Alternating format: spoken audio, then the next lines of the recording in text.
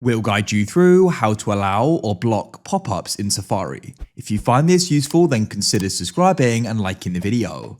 So perhaps you're trying to go and browse a site or use a site and you're trying to go and get a pop-up, but you're finding that Safari is blocking it, or vice versa. You're using a website and there are loads of block-ups and you want them to be blocked. We're going to guide you through how you can go and allow or block them.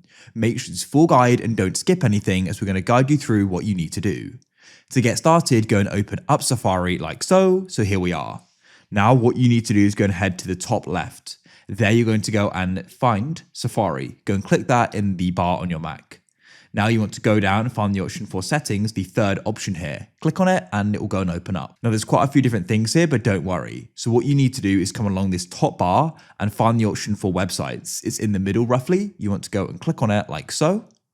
Now you want to come over to the left and you want to go and scroll down and you can go and find the option at the bottom for pop-up windows, as you can see. So now you can go and see the sites here. You can see the currently open websites. I've got Google, so I can press to the right and it's going to block and notify, but I could just default block it or allow it. And in the bottom right, you can go and change the default option for when visiting other websites. So I can go and change that to allow or block depending upon what I want. If you found this useful, then consider subscribing and liking the video.